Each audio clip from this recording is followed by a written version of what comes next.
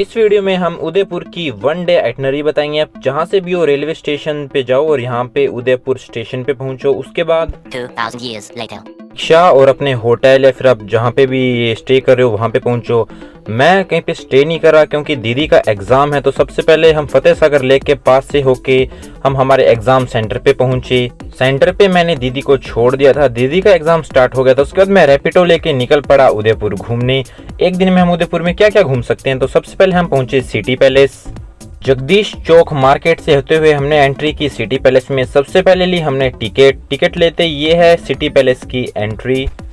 Maharana Uday Singh second ने ये palace बनवाया। यह पैलेस संगमरमर से बना है। इसको बनाने में 400 वर्ष और 22 राजाओं का योगदान लगा था। उदयपुर को बहुत ही सुंदर पैलेस है। ये पिछोला झील के तट पे स्थित है। इस पैलेस के अंदर एक गैलरी है जिसका नाम सलह खाना गैलरी है। उसके अंदर महाराणा प्रताप और उनके घोड़े चेतक के बारे में है। चेतक को तो आप सभी जानते होंगे, जिन्होंने महाराणा प्रताप को गुवाहाटी के युद्ध से सुरक्षित बाहर निकाला था। और आपको तो सभी को पता होगा जो महाराणा प्रताप का कवच और उनका भाला था, उनका कवच कम से कम 17-18 किलो का था और उनका भाला 4 से 5 किलो का था। और इस सलह खाना गैलरी के अंदर जो मेवाड़ के राजा महाराजा थे उनके सदियों पुराने हथियार रखे हैं, जो आज भी इस गैलरी में सुरक्षित तरीके से रखे हुए हैं।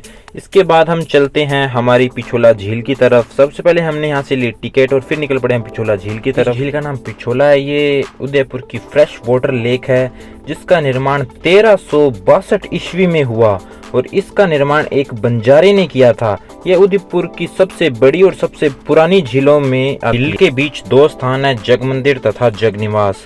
हमने वो देखे। उसके बाद हम निकल पड़े वापस मार्केट की तरफ। मार्केट से एंट्री करते ही सबसे पहले यहाँ पे आता है एक कुल्हड़ चाय वाले भैया इतनी बढ़िया चाय बनाते हैं, आप पी के देखो। इनकी दुकान बिल्कुल इस पैलेस के गेट के बाहर ही है, बाहर निकलते ही। उसके बाद पहुंचे हम जगत शिरोमणि मंदिर। ये ना बाहर निकलते ही बहुत पुराना मंदिर है और इस मंदिर पे इतनी भीड़ भी नहीं है। फिलहाल ये मंदिर अभी बंद है, फिर भी इस पर इतनी भीड़ नहीं। आप देखो उसका आर्किटेक्चर देखो तो आप बहुत पुराना है। इसके पीछे आप देखो तो छोटे छोटे गेट, ऐसा लगता है कि आप 400-500 साल पहले आ गए हो जब ये मंदिर बन रहा है। मंदिर में कोई भी नहीं था तो मैंने इस मंदिर को पूरी अच्छी तरीके से देखा, हर चीज को मैंने अच्छे से फील किया। और इस मंदिर में कोई आता जाता नहीं है तो इसकी मेंटेनेंस भी ठीक ठाक है, इतनी ज़्यादा रख नहीं पाते ये लोग, पता नहीं। एक टाइप से आप ये समझ रहे हो ये वीरान सा लग रहा है क्योंकि इसके पास ही जगदीश मंदिर है, वो कुछ ज़्यादा बिल्कुल इसके पास ही है 10-20 मीटर की दूरी पे, तो वो कुछ ज़्यादा प्रचलित है तो लोग वहाँ पे चले जाते हैं। इस मंदिर का बैठने का कक्ष है जो ओपन है, यहाँ पे आप बैठ सकते हो आराम से। तो मैं कुछ देर बैठा। उसके बाद हम आ गए थे श्री जगदीश मंदिर पे। मंदिर उदयपुर के बिल्कुल बीचों बीच स्थित है। आपको पता होगा कि इसका निर्माण हुआ था 1651 ईस्वी में और यह महाराणा जगत सिंह ने इनका निर्माण करवाया। यह भगवान विष्णु को समर्पित है। इस मंदिर का निर्माण मारू गुर्जर शैली में हुआ है। भाणा और मुकद जी इस मंदिर के वास्तुकार थे और ये जो मंदिर है नक्काशी और वास्तुकला के लिए बहुत ज़्यादा प्रचलित है।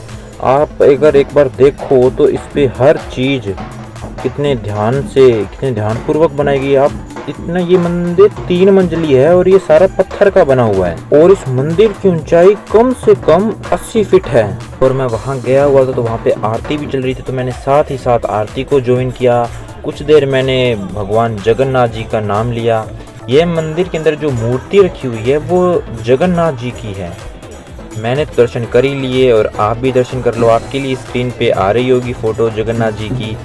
और यहाँ पे ऐसे माना जाता है कि आप यहाँ पे दर्शन करते हो तो आपकी सारी मनोकामनाएं भी पूरी होती है। जब मैं वापस आ रहा था तो यहाँ पे ना कुछ लेडीज़ वगैरह अपना व्रत वगैरह खोल रहे थे, पता नहीं क्या कर रहे थे।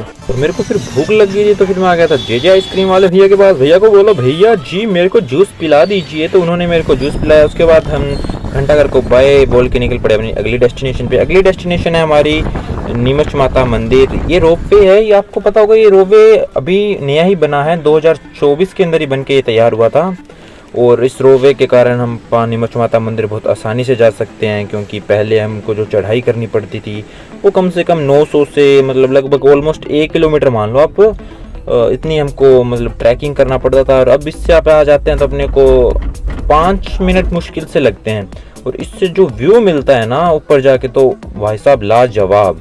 इसके बाद हम ऊपर आ गए थे एंड थोड़ा सा हमने ट्रैक किया, ज़्यादा नहीं, लगभग 20 मीटर मुश्किल से 20 मीटर ट्रैक करने के बाद आ गया था माता का मंदिर। यहाँ से मैं और मेरे साथ कुछ लोग और थे, हम माता के मंदिर पहुँचे, हमने माता के दर्शन किए। और ये मंदिर है ना, ये फतेह सागर लेक के बिल्कुल ही पास है। और आप देख सकते हो कितना सुंदर लग रहा है उदयपुर सिटी। ये सिटी बताओ कौन से राजा ने इसको बसाया था, कमेंट करके बताओ। ये आपके लिए आज क्वेश्चन है एक। ये टाइम तो मैं रोपवे से चला गया और मैंने सोचा आते टाइम करेंगे यहाँ पर ट्रैकिंग, ताकि पता चल सके ट्रैक कैसा है, क्योंकि उतरना आसान होता है चढ़ने से। तो फिर मैंने आते टाइम की ट्रैकिंग, तो भाई साहब मेरे को इतना सही लगा ट्रैक करके, मतलब अपने आप आ रहा था। ट्रैक भी बहुत बढ़िया था। अब एक बार देखो, जंगल का सा रास्ता, उसके बीच में एक बिल्कुल ही पतली सी, कहीं पे सीढ़ियाँ बना रखी है, कहीं पे स्लोप्स बना रखे हैं। तो काफ़ी सही लगा मेरे को ट्रैक करके भी। इसका रोप वे भी मतलब सब कुछ अच्छा ही बनाया हुआ है यार, जो पब्लिक के लिए बनाया हुआ है। और आप ना यहाँ पे बैठ भी सकते हो, यहाँ पे थोड़ी थोड़ी दूर पे आपके लिए बैठने की जगह भी बनाई हुई है। तो मंदिर से उतरने के बाद में मैं चला गया था वापस। दीदी को लेके हमारा प्लान था वापस जाने का, तो हमने मंगा लिया था मेरा फेवरेट डोमिनोज पिज़्ज़ा ट्रेन के अंदर ही। आपको तो पता है कि ट्रेन में भी डिलीवर होने लग गया है। तो और फिर हमने कुछ देर वेट किया था स्टेशन पे, क्योंकि अब हमको यहाँ से जयपुर से हमारी ट्रेन चेंज करनी थी। तो रात का कम से कम हमारा ना 1500 किलोमीटर का सफ़र हो गया है 3 दिन के अंदर। सुबह सुबह फिर हमने ट्रेन ले ली थी और घर पे पहुंच गए थे। घर पे जगह बहुत ज़्यादा ना थक गए थे, क्योंकि देखो कि हमने सिर्फ ट्रेन में सोए, वैसे हमने कोई होटल वगैरह लिया नहीं था। और